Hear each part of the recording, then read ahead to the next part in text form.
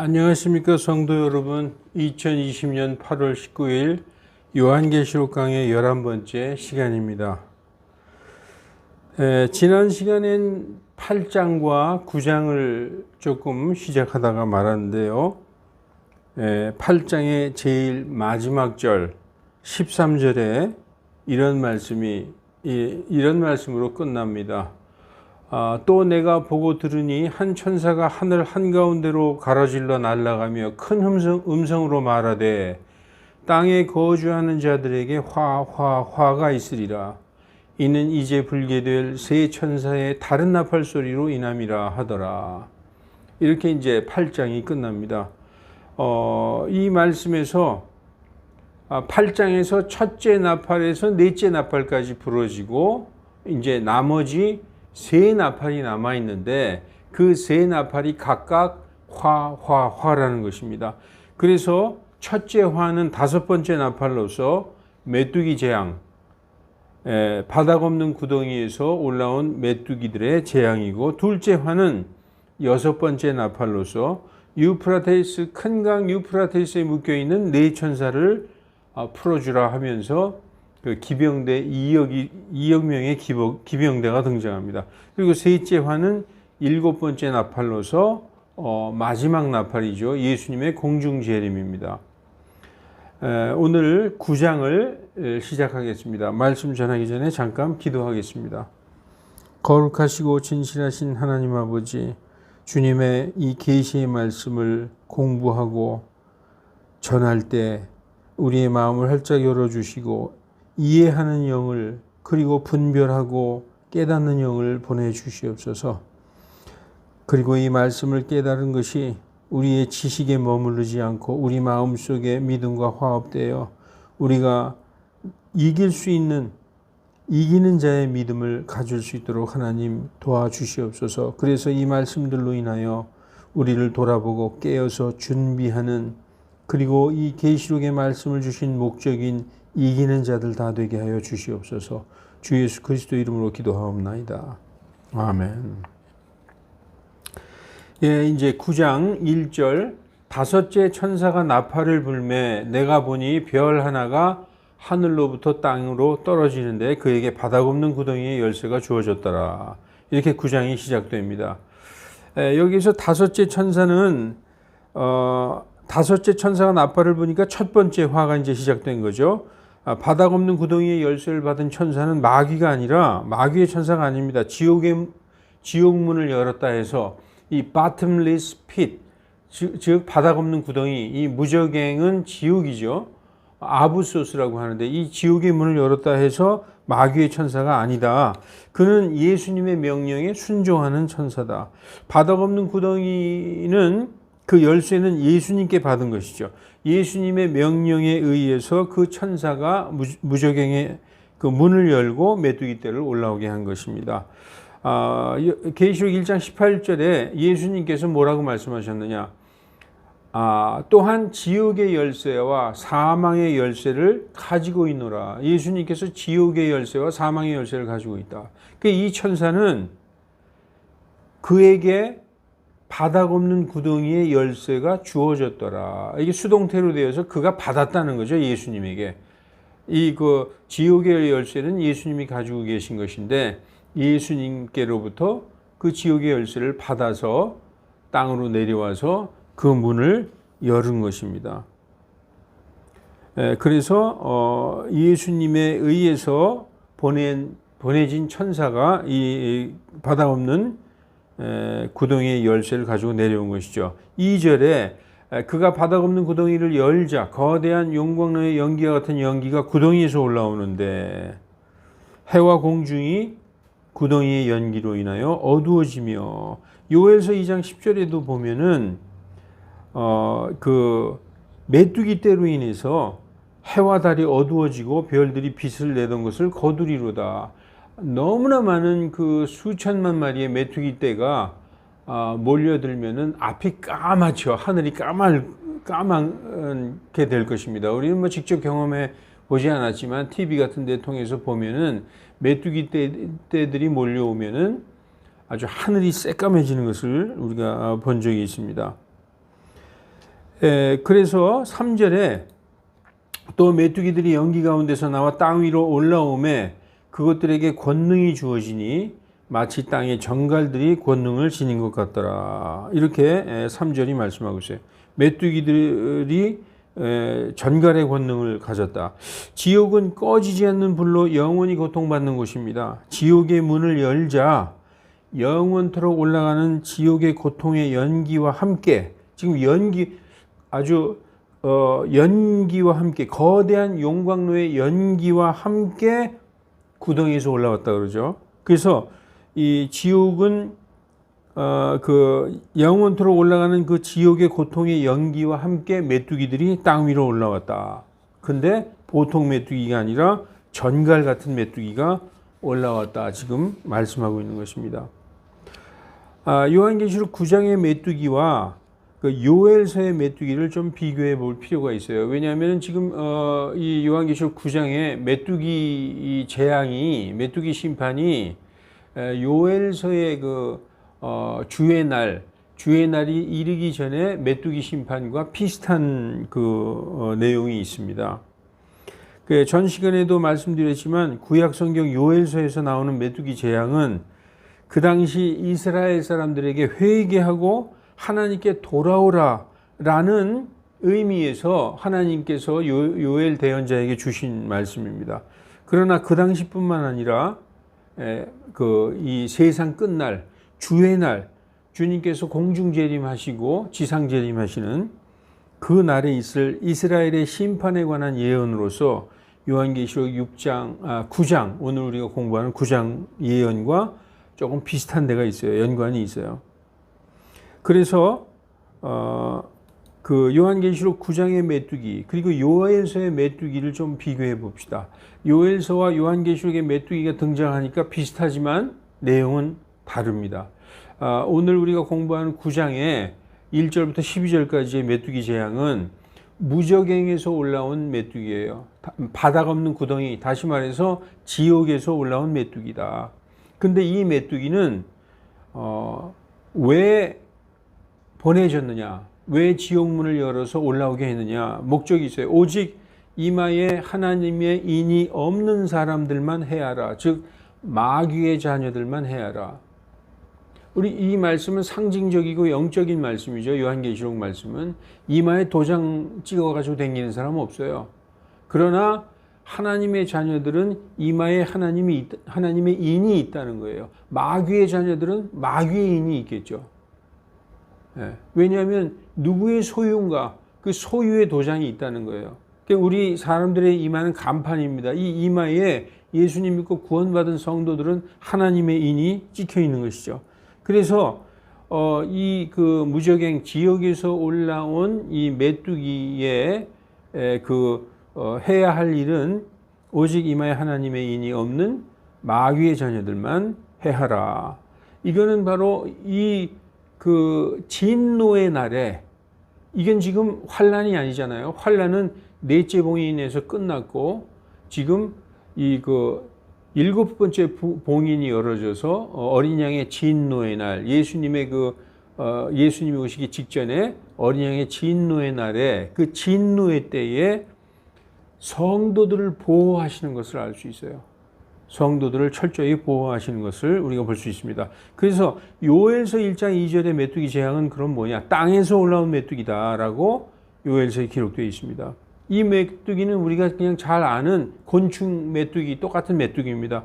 곡식과 포도, 무화과 나무 등등 그 사람의 양식, 무슨 곡물, 채소 이런 것을 깨끗이 먹어 치우는, 심지어 나무 껍데기까지 극심한 기근을 가져오는 그런 메뚜기 재앙이죠. 그래서 심지어 하나님의 그 성전에 제사를 드릴 수도 없을 정도로 철저하게 모든 것을 다 먹어 치우는 그런 메뚜기 재앙입니다. 그리고 이 메뚜기들의 공격은 대상이 달라요. 오늘 공부하는 9장 1절에서 12절의 메뚜기의 재앙은 믿지 않는 자들, 세계의 모든 불신자들, 마귀의 자녀들을 공격하는 것이고, 요엘서 1, 2장의 메뚜기 재앙은 이스라엘에 내려진 재앙입니다. 그래서 목적은 회개하고 돌아오라. 그 의도는 같다는 거예요. 대상과 어떤 그 내용은 좀 다르지만 의도가 같아요. 의도가 뭐냐? 회개하라라는 것이죠.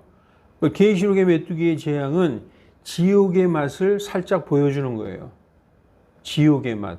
지옥에서 올라온 메뚜기가 사람을 쏘는데 죽지는 않고 5달 동안 고통만 받게 하는 것이죠.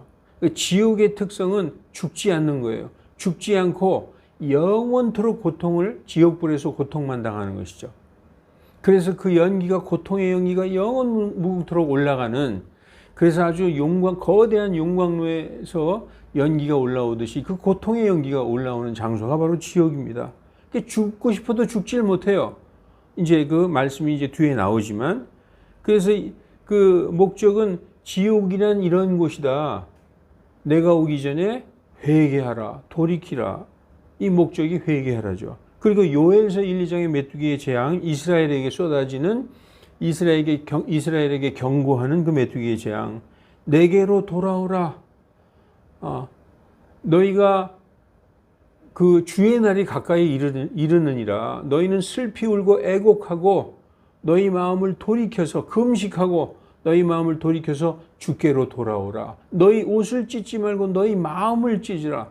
주께서는 긍휼이 풍성하시고 오래 참으시고 친절하사 재앙에서 뜻을 돌이키시는 분이시니 너희는 너희 하나님께로 돌아오라. 회개하라. 이 의도는 같은 거예요. 그래서 이제 오늘 요한계시록 9장의 메뚜기 재앙과 같은 목적으로 주신 것이고, 또 마지막 때에 있을 일들, 주의 날이 임할 때에 있을 재앙이라는 것입니다. 그래서 요엘에게 임한 주의 말씀은 장차, 요엘서에 임한 주의 말씀은 장차 주의 날이 임한다. 무서운 메뚜기 때의 재앙이 있다. 메뚜기는 바로 하나님의 심판이라는 거 다 알고 있죠. 그러므로 이스라엘은 회개하고 주 너희 하나님께로 돌아오라. 요엘서 2장 1절 31절에 보면 주의 날이 경고되어 있어요. 우리가 요엘서 2장 31절 같은 경우는 잘 알죠. 크고 두려운 주의 날이 이르기 전에 해가 어두워지고 다른 피같이 되며, 이런 말씀이 있지 않습니까? 그리고 주의 날, 요엘서 3장 여호사밧 골짜기의 심판, 요엘서 3장 같은 경우는 예수님이 지상 강림하시면서 예루살렘을 치러 온 민족들을 멸하시는, 그래서 여호사밧 골짜기에서 민족들을 심판하시는 그런 장면이 나옵니다. 지상 강림의 때에. 그래서 요엘 2장 12, 13절에 보면 주께서 이르시되 그런즉 너희는 이제 또한 금식하고 슬피 울고 애곡하며 너희 마음을 다하여 내게로 돌아오라. 너희는 옷을 찢지 말고 너희 마음을 찢으며 주 너희 하나님께로 돌아올지어다. 그분은 은혜로우시며 긍휼이 많으시며 분노하시기를 더디하시며 큰 친절을 베푸사 재앙에서 뜻을 돌이키시나니 그러므로 금식을 선포하고 회개의 성회를 소집하라. 요엘서 1장 14절에. 그러니까 이스라엘 민족도로 이러한 주의 날이 임하기 전에, 메뚜기의 심판의 재앙이 임하기 전에 금식을 선포하고 거룩한 성회를 소집하여 회개하라. 그래서 요엘서 1장 14절 너희는 금식하는 일을 거룩히 구별하고 엄숙한 집회를 소집하여 그 땅의 장로들과 모든 거주민들을 주 너희 하나님의 집으로 모으고 주께 부르짖을지어다. 이렇게 말씀하고 있습니다. 자, 이제 요한계시록 9장 4절을 보십시다. 그것들에게 명령하시기를, 그 바닥 없는 구덩이, 무저갱에서 올라온, 지역에서 올라온 메뚜기들에게 명령하시기를, 누가? 하나님께서 명령하시는 것이죠. 예수님께서. 땅의 풀이나 어떤 푸른 것이나 어떤 나무도 해치지 말고, 원래 메뚜기는 식물을 먹어, 곡식과 식물, 나무나 뭐 풀 이런 걸 먹는데, 이 메뚜기에게 명령하시기를 나무나 어떤 푸른 것이나 그런 해치지 말고 풀 이런 거 해치지 말고 오직 이만에 하나님의 인이 없는 사람들만 구원받지 못한 마귀의 자녀들만 해치라. 요엘서에도 보면은요. 주께서 자신의 군대 앞에서 친히 목소리를 내시리로다. 여기서 자신의 군대 뭐 이렇게 어떤 천사들이나 사람이 아니라 나중에 이거 쭉 읽어보면 요엘서 2장 15절 20절에 보면 그 주님의 군대가 메뚜기와 자벌레, 쐐기벌레와 털벌레라는 거예요. 그러니까 메뚜기가 그 완전히 휩쓸고 지나갔을 때 자벌레가 와서 남은 것도 먹어치우고 자벌레가 먹어치운 다음에 쐐기벌레가 먹어치우고 그렇게 해서 어떤 그 하나님의 재앙의 도구들 그 벌레들을 하나님의 군대라고 얘기하고 있어요. 그런데 친히 목소리를 낸다는 거예요. 명령하신다는 것이죠. 그러니까 하나님께서는 모든 피조물에게 아주 정말 미천한 생물들에게까지 전부 명령하시는 분이시다. 그리고 그 말씀에 모든 피조물들은 순종하는 것이다 라고 지금 보여주고 있는 것입니다. 그 9장 5절에 보면은 또 그들을 죽이지는 못하게 하시고 그들이 누구냐? 이마에 하나님의 인이 없는 자들 그들을 죽이지는 못하게 하시고 5달 동안 고통만 받도록 하시니 그들의 고통은 전갈이 사람을 쏠 때의 고통과 같더라. 그날들에는 사람들이 죽음을 구하여도 찾지 못하겠고 죽기를 갈망하나 죽음이 그들을 피하리로다. 살아있는 상태에서 죽지는 않지만 지금 이 살아있는 상태에서 죽어서 지옥에서 내려가서 당해야 될 그 고통을 그대로 맛보게 해주시는 거예요. 너무나 고통스러워서 죽고 싶은데 죽기를 갈망하나 죽음이 피하는 것이죠. 지옥에 내려가면 그 지옥불의 유황불에서 타면서 죽기를 원해도 영원토록 죽지 못하고 영원한 고통만 당하는 것이 지옥의 형벌 아닙니까? 지금 그것을 하나님께서 지옥에서 올라온 메뚜기로 인해서 그것을 맛보게 해주시는 것이죠. 자, 그리고 7절에 보니까 또 메뚜기들의 생김새는 전투를 위해 예비한 말들과 같으며 그 머리에 쓴 것은 금 같은 왕관과도 같고 그 얼굴은 사람의 얼굴 같더라.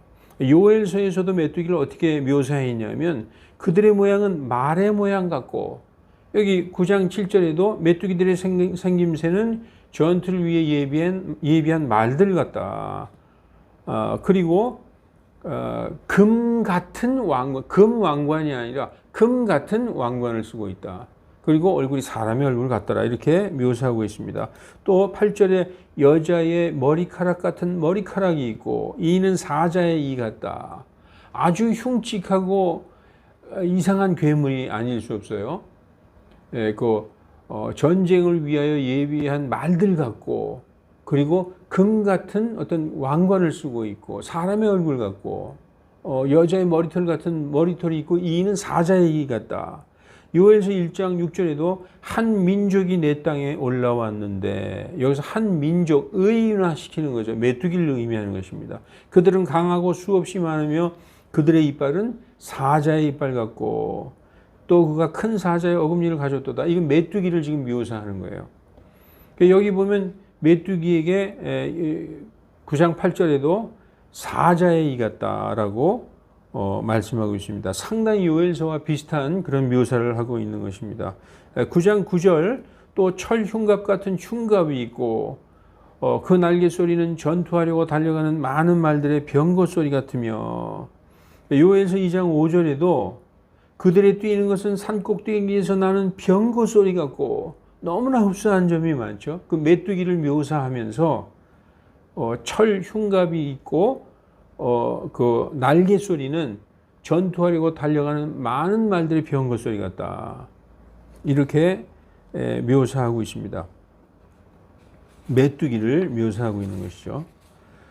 또 계시록 9장 10절과 11절 또 그 메뚜기에게는 전갈과 같은 꼬리가 있고 그 꼬리에 침이 있으니 그것들의 권능은 사람들을 5달 동안 해치는 것이더라. 아까 우리가 그 메뚜기에게 전갈의 권능이 주어졌다고 그랬잖아요. 전갈은 꼬리에 침이 있잖아요. 이 메뚜기들도 전갈 같은 꼬리가 있고 그 꼬리에 침이 있다. 그것으로 사람을 5달 동안 해치는 것이다.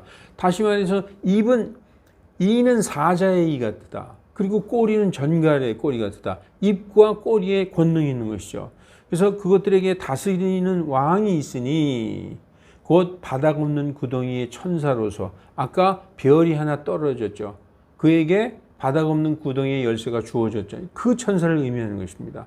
그 바닥 없는 구덩이의 천사, 다시 말해서 지옥을 관장하는, 지옥을 다스리는 천사라고 볼 수 있겠죠. 그의 이름은 히브리어로 아바도니요, 그리스어로는 아폴리온이라 하더라. 이 왜 히브리어로 아바돈이고 그 그리스어로 아폴리온이라고 왜 말을 하고 있을까요? 이 성경에서 히브리어로는 무엇이고 그리스어로는 무엇이다. 유대인에게는 무엇이고 그리스인에게는 무엇이다 할 때 이것은 유대인과 이방인 상관없이 모든 사람에게라고 말하고 있는 것입니다. 지옥의 메뚜기 재앙은 이 바닥 없는 구덩이에서 올라온 그 메뚜기의 재앙은 전 세계적이라는 거예요. 히브리 민족뿐만 아니라 이방인 전체에게 쏟아지는 전 세계적인 재앙이다. 그래서 이 의미는 이스라엘뿐만 아니라 이방에도 임하는 재앙을 이 말씀에서 암시하고 있어요. 그냥 허투루 쓰여진 단어가 하나도 없는 것입니다. 자, 그래서 한 가지 화는 지나갔으되 이제 5번째 봉인을 열으니까 그 바닥 없는 구덩이에서 메뚜기들이 올라와서 그 메뚜기의 재앙은 지나갔어. 그 화는 지나갔단 말이죠. 첫째 화 중에서 그 한 가지 화는 지나갔을 때 보라 이후로 2가지 화가 더 오리로다.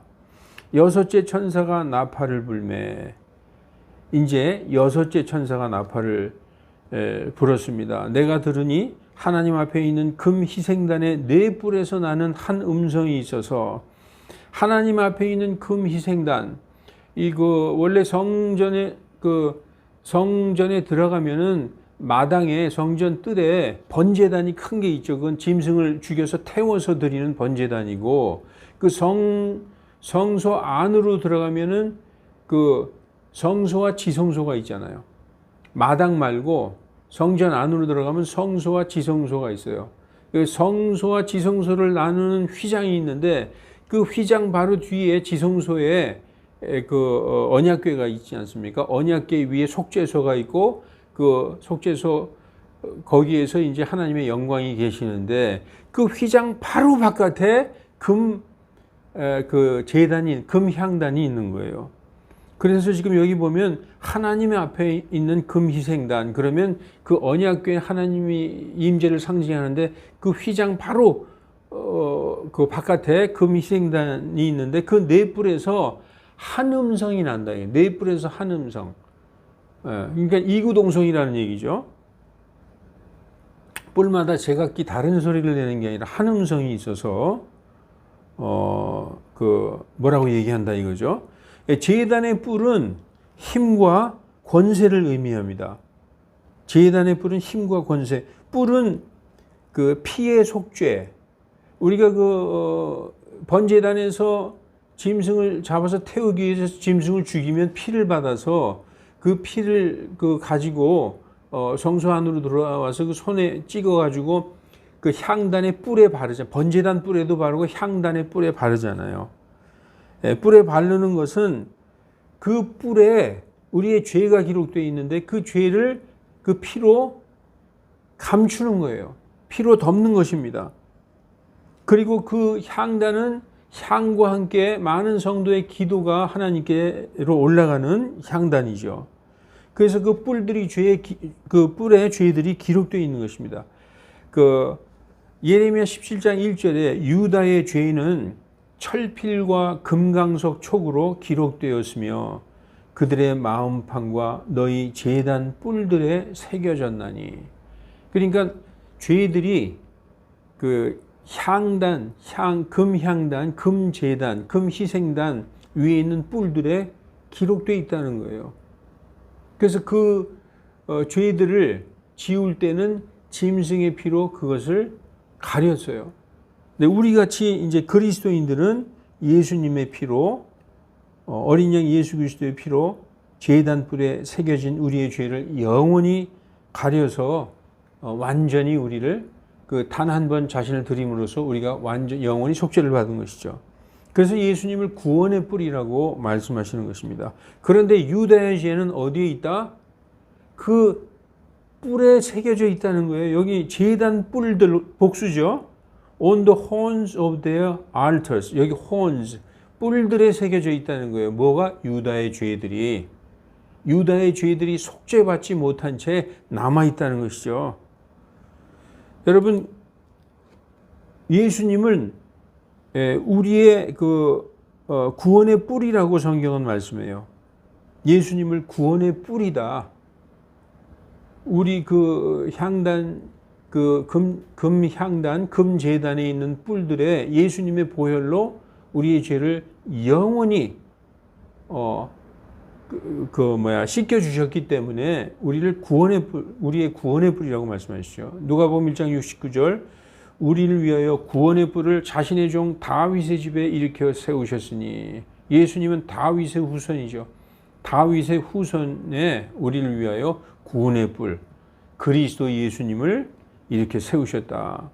시편 18편 2절에도 주는 나의 반석이시요 나의 요새시요 나의 구출자시요 나의 하나님이시요 내가 신뢰할 나의 힘이시요 나의 방패시요 나의 구원의 뿔이시요 나의 높은 망대시로다 라고 말씀하고 있습니다. 여러분, 이렇게 유다의 죄가 제단 뿔들에 새겨져 있는 것입니다. 네 뿔에서 난 한 음성, 큰 강 유프라테스에 묶여있는 네 천사를 풀어주라. 무엇을 위해서였을까? 유프라테스에 묶여있는 네 천사를 왜 풀어주라고 했을까? 더구나 제단 뿔들의 그 네 뿔에서 한 음성이 나서 큰 강 유프라테스에 묶여있는 네 천사를 풀어주라. 왜 그랬을까요? 유다를 심판하라는 말씀입니다. 우리는 유다가 대환란의 후반부에 우리가 그 첫째, 둘째, 셋째, 넷째 봉인이 7년 대환란이잖아요. 그래서 넷째 봉인부터가 후 3년 반으로서 이스라엘의 환란, 야곱의 고난의 때, 이때 많은 환란을 겪어서 창세 이래로 그런 환란이 없었고 이후에도 없으리라 하는 엄청난 환란을 겪음으로써 그들의 죄, 그 벌을 다 받은 거 아닌가, 이렇게 생각할 수 있어요. 그래서 대환란 후반부에 닥친 그 이스라엘의 엄청난 그 환란도 하나님의 진노로 이해할 수 있어요. 그 환란도 하나님께서 허락하신 것이기 때문에, 하나님께서 허락하셔서 마귀가 환란을 줄 수 있었던 것이죠. 그러니까 누가복음에 보면은 그것이 진노라고 얘기하고 있어요. 이 백성에게 진노가 있겠습니다. 그때가 분명히 7년 대환란 후반부 야곱의 고난의 때, 이스라엘의 대환란 때인데 예수님은 뭐라고 얘기하고 있느냐? 이 백성 위에 진노가 있겠습니다. 왜냐? 그것이 하나님이 허락하신 어떤 환란 때의 고난이라면 그것이 진노라고 말씀할 수 있는 것이죠. 그래서 누가복음 21장 20절에서 24절에 보면은 예루살렘이 군대들로 포위된 것을 너희가 보거든 그 황폐케함이 가까운 줄 알라. 이 말씀은 마태복음으로 볼 때는 24장 15절 말씀이죠. 대언자 다니엘이 말한 바 황폐케 할 가증한 것이 거룩한 것에 선 것을 보거든, 그 말씀과 이 말씀이 딱 매치되는 말씀이거든요. 그러나 그날들의 아이 가진 자들과 젖 먹이는 자들에게 화가 있으리라. 이스라엘 예루살렘에 닥친 대환란을 의미하는 거죠. 7년 대환란의 후반부. 그때에 젖 먹이는 자들에게 화가 있으리라. 이는 이 땅에 큰 비통이 있겠고 이 백성 위에 환란이 있겠습니다. 얘기해야 되는데 예수님은 진노가 있겠습니다. 이렇게 얘기하고 있어요. 이것도, 이 환란도 하나님의 허락에서 나온 거기 때문에 진노라고 말씀하고 있는 것입니다. 그래서 그 후반부, 후 3년 반에 그들이 칼날에 쓰러지며 후 3년 반이 시작되면서 군대들이 예루살렘에 포위되죠. 그러면서 엄청난 진노가 쏟아지고 환란이 쏟아지는 거죠. 그들이 칼날에 쓰러지며 모든 민족에게 사로잡혀 가겠고 예루살렘은 이방인들의 때가 차기까지 이방인들에게 짓밟히리라. 언제까지가 이방인들의 때입니까? 7년 대환란 끝날 때까지가 이방인들의 그 70일을 완전히 채울 때까지. 언제부터? BC 605년 바벨론 침공, 그 느부갓네살 왕이 유다를 침공했을 때부터 이 7년 대환란의 마지막 70일의 마지막 때까지가 이방인들의 때라는 것이죠. 그럼 이때 진노 다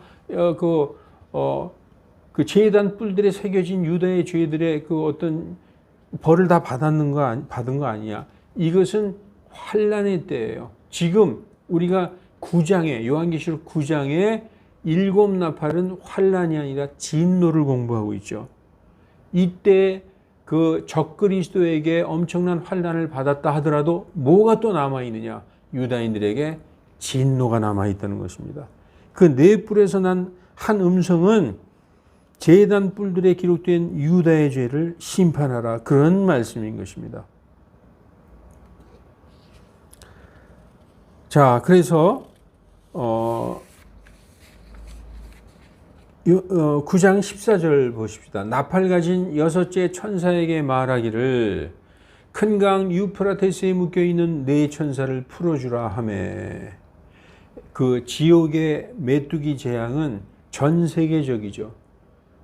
그 다스리는 왕의 그 지옥을 다스리는 바닥 없는 구덩이의 그 천사의 이름이 히브리어로는 아바돈이고 그리스어로는 아폴리온이다. 이게 전 세계에 내려진 재앙이다라고 우리에게 암시해 주고 있어요.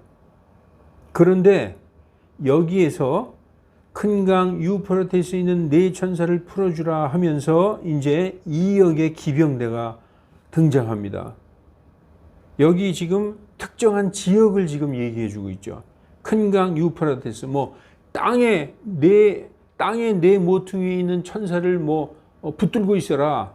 아니면 땅에 떨어졌다, 이런 게 아니라 유프라테스라고 어떤 장소를, 특정 장소를 지금 말씀하고 있어요. 이것은 심판의 특정 지역과 대상을 암시하고 있는 것입니다. 어디? 바로 유다의 심판인 것입니다. 자, 그래서 마지막 나팔인 7째 나팔이 부러지기 직전까지 유다 예루살렘의 영적 상황은 계시록 11장에 잘 나와 있어요. 왜 심판을 해야만 하냐? 예루살렘을, 유다를 왜 심판해야 되느냐? 그들의 영적 상황은 예수님을 철저히 부인하고 우상숭배하고 오히려 완전히 믿지 않는 자들보다 더 사악한 상태가 돼 있다.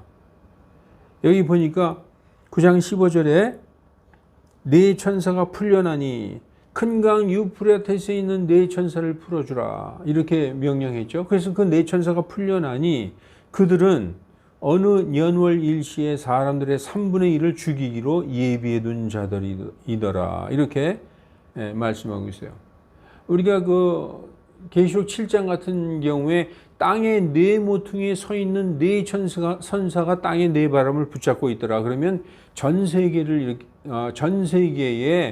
어떤 그 환란을 붙들고 있구나. 전 세계적인 그 땅의 네 모퉁이, 이렇게 이해하고 있죠. 근데 여기서는 큰 강 유프라테스라는 것을 딱 지역을 우리에게 말씀해 주고 있는 것입니다.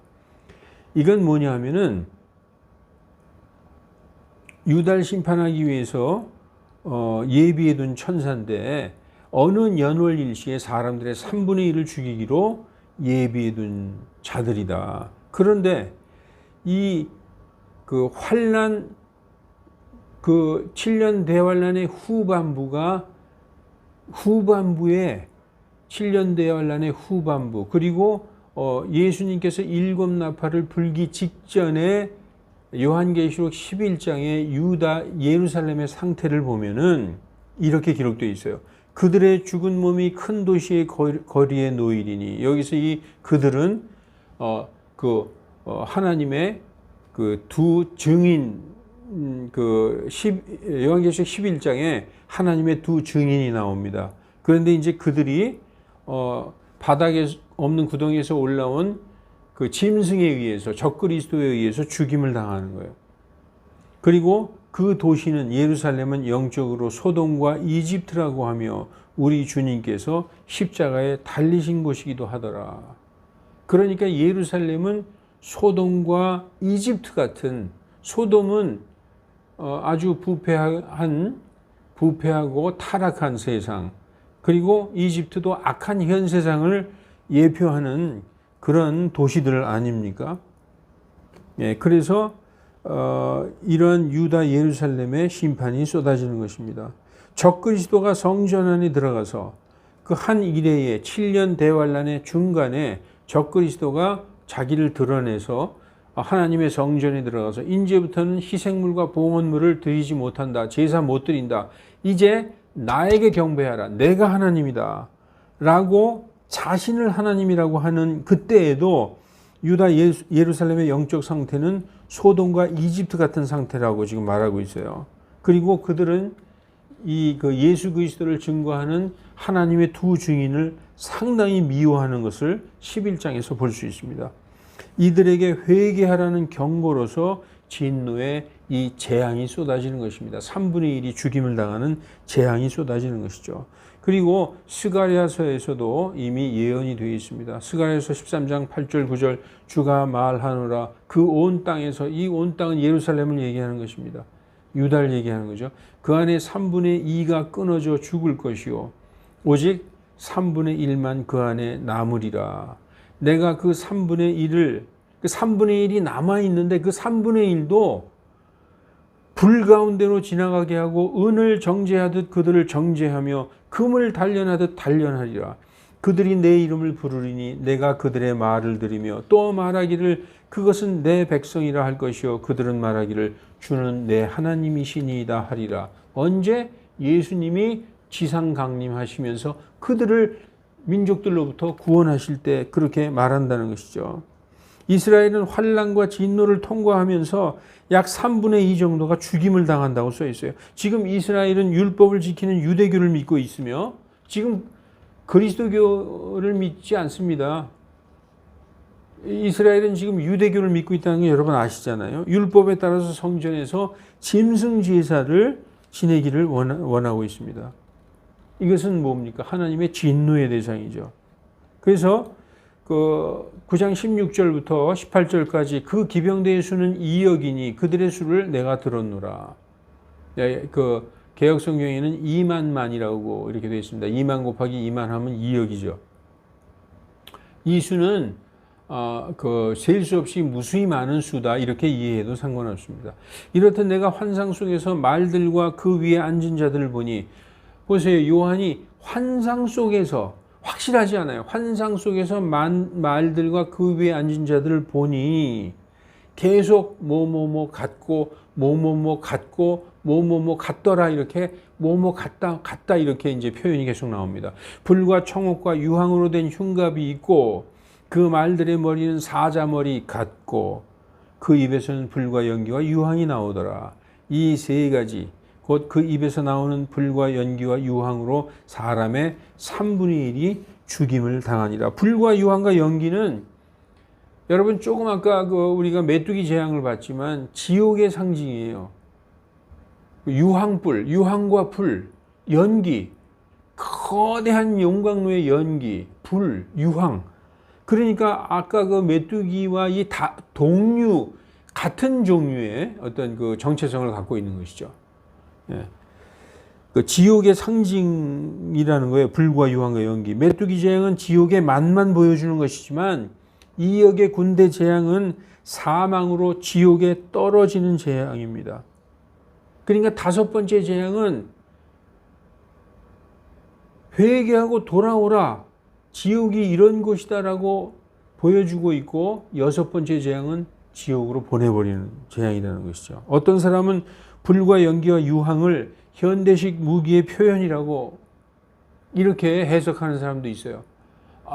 요한 당시에 말 타고, 요한이 환상 중에서 보니까 그 중세 오스만 투르크 그 이슬람 교도들이 유럽을 정복할 때 막 말을 타고 가면서 총을 쏘면 꼭 말에서 말의 입에서 불이 나오는 것 같고 뭐 이렇게 그 해석을 하는 것도 있는데 5장 다섯 번째 봉인 메뚜기 재앙이 그 하나님의 어떤 그 하나님의 지시를 받는 하나님의 군대로서 영적인 어떤 짐승이라면은 이 여섯 번째 유프라테스에 묶여 있는 2억의 군대도 그렇게 봐야 된다는 것이죠.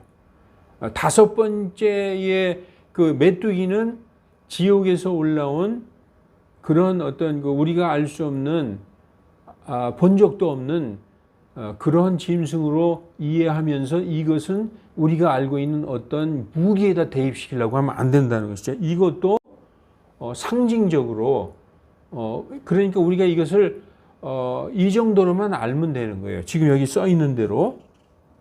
그래서 그것은 하나님의 초자연적인 것들에 의한 심판을 인간적인 것으로 자꾸 바꾸려고 하는 거예요. 뭐 입에서 불이 나왔다 그러면 그건 뭐 총 아니냐, 뭐 유황, 뭐 화약 아니냐, 뭐 이런 식으로 자꾸 해석하려고 그러지 말라는 것이죠.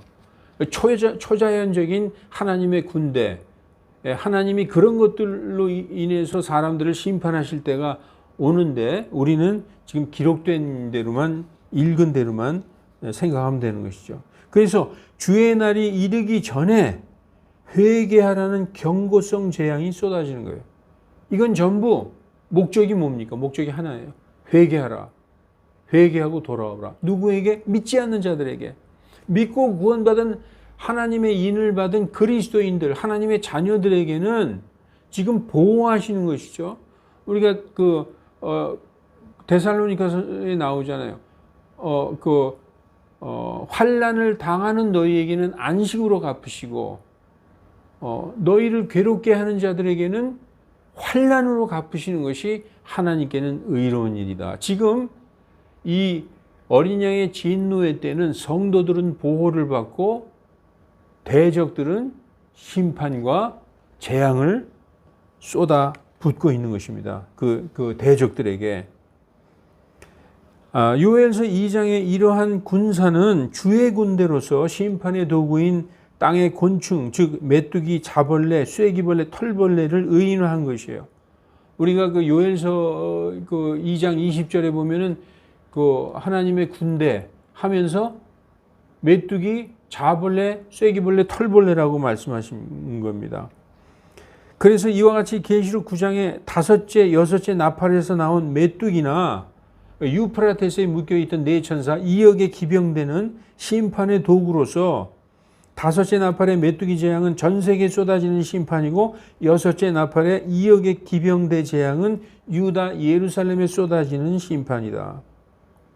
대환란 때에도 여러분 그랬죠. 첫째부터 셋째 봉인까지는 전 세계에 쏟아지는 환란이었고 전 3년 반, 후 3년 반부터 그 일의 한중간부터 적그리스도가 희생물과 봉헌물을 딱 그치게 하면서부터 유다 이스라엘에 쏟아지는 환란이었죠. 지금 일곱 이 나팔 재앙도 보면은 첫째 나팔부터 다섯째 나팔까지는 전 세계에 쏟아지는 재앙이에요. 전 세계 어떻게 보면은 보십시다. 첫째 나팔부터 넷째 나팔까지는 그 자연 그 천재지변 같은 성격이 있죠. 첫째 나팔이 부러지니까 그 불과 피가 섞인 우박과 불이 땅에 쏟아져 가지고 나무의 3분의 1하고 푸른 풀이 다 타버렸다. 둘째 천사가 나팔을 부니까 불타는 큰 산 같은 것이 바다에 던져져서 바다의 3분의 1이 피가 되고 3분의 1의 생명체들이 다 죽고 3분의 1의 배가 부서졌다. 셋째 천사가 나팔을 부니까 등불처럼 타오르는 큰 별이 그 강의 3분의 1, 샘들에 쏟아져서 그 별의 이름은 쑥인데 그 물의 3분의 1이 쑥이 되므로 물이 씀으로 그 물들로 인하여 많은 사람이 죽었다. 넷째 천사가 나팔을 부니까 해달별의 3분의 1이 타격을 받아서 3분의 1이 어두워지고 낮 3분의 1, 밤 3분의 1에 비침이 없었다. 이렇게 천재지변성인데 이 다섯 번째, 여섯 번째 나팔 재앙은 사람을 해하는 그런 재앙이었어요.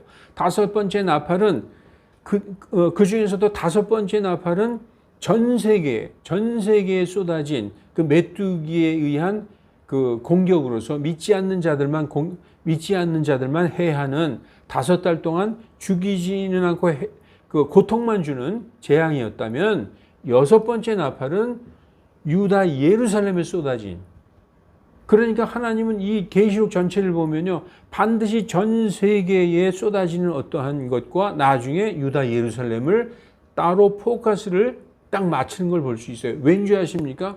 전 세계는 뭘 의미하는 거예요? 교회를 의미하는 거예요. 교회. 모든 전 세계에 있는 모든 교회의 성도들, 전 세계에 환란이 쏟아진다, 전 세계에 진노가 쏟아진다, 뭐 이런 표현과 그 다음에는 하나님의 백성 이스라엘 유다 예루살렘을 집중적으로 조명하고 있는 것이죠. 그래서 6번째 나팔은 유다 예루살렘에 쏟아진 재앙이라는 것입니다. 그래서 표를 볼 것 같으면 우리가 7년 대환란에서도 봉인 첫째, 둘째, 셋째, 봉인 넷째까지가 7년 대환란인데, 그 중간 첫째, 둘째, 셋째 봉인까지가 전 세계에 쏟아진 대환란이고, 예수님도 그렇게 말씀하셨고, 그 다음에 언제부터 대언자 다니엘이 말한 바 황폐케 할 가증한 것이 거룩한 것에 선 것을 보거든 하면서, 그것이 바로 후 3년반의 시작이죠. 아까 누가복음 21장에서 보고 예루살렘이 군대에 에워싸인 것을 보거든 그때 유대에 있는 자들은 산으로 도망가라 하면서 후 3년 반에 유다의 그 고난, 야곱의 고난이 시작되는 것입니다. 이렇게 7년 대환란도 이렇게 그 전 세계에 쏟아진 환란과 유다에 쏟아진 환란, 이렇게 분리되어 있듯이 7째 나팔도 전 세계에 쏟아진 재앙과 유다 예루살렘에 쏟아진 재앙, 이렇게 나눠서 얘기를 하고 있습니다. 그러면 7나팔 중에서 마지막 나팔은 딴 거 아니에요. 예수님이 공중 재림하시는 나팔이에요. 그것은 이제 그 안에 삽입과 같은 말씀이 들어있어서 언제 나팔이 부러지느냐? 11장 15절에 부러집니다.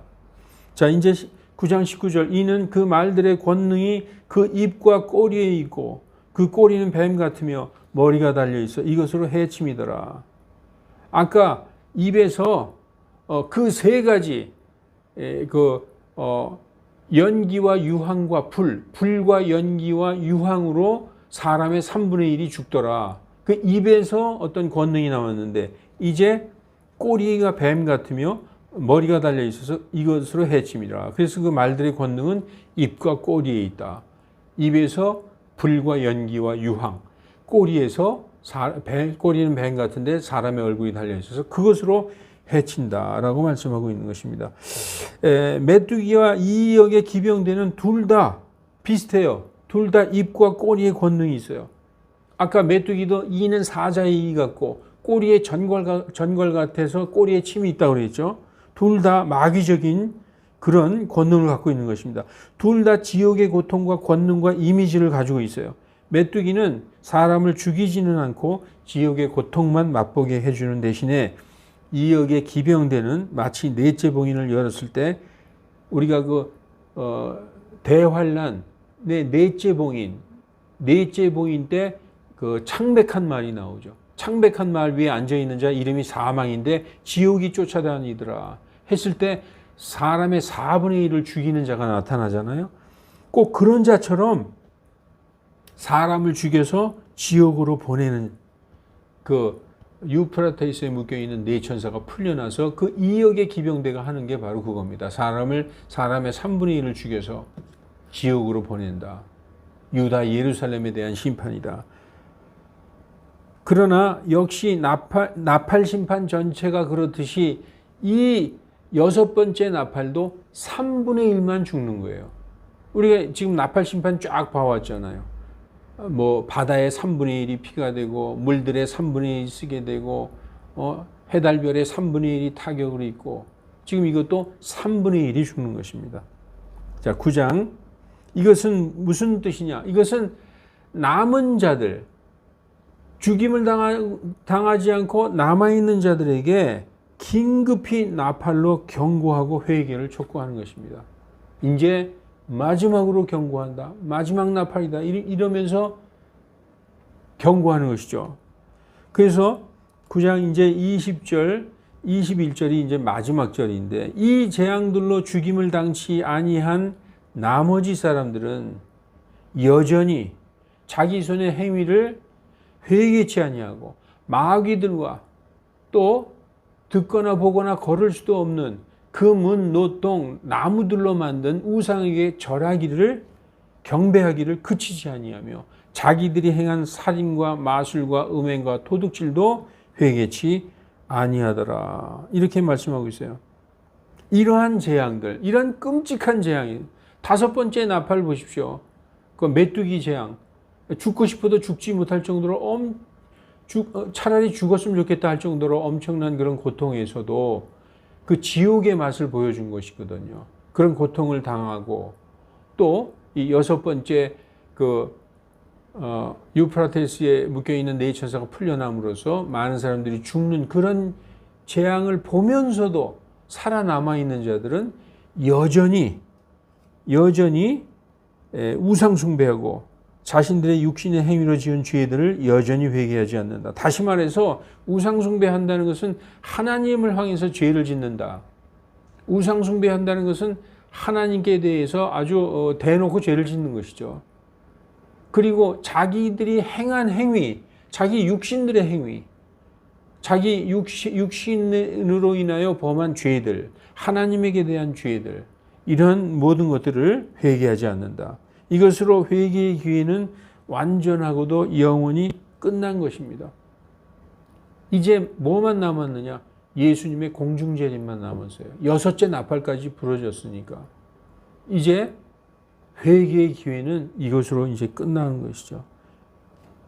여러분, 잘 이해되지 않아도 이제 앞으로 14장까지 인내심을 갖고 들으시면 하나의 퍼즐이 맞춰지는 것을 볼 수 있습니다. 인내를 가지고 이렇게 같이 공부하시기 바랍니다. 너무 어렵지 않아요. 왜냐하면 지금 보면은 중요한 내용이 이겁니다. 7봉인이에요. 7봉인. 7봉인 중에서 첫째에서 넷째 봉인까지는 대환란이에요. 그 대환란을 분석해 보면은 첫째, 둘째, 셋째 봉인까지는 전 세계에 쏟아진 대환란이고 넷째 봉인은 유다 예루살렘에 쏟아진 대환란이에요.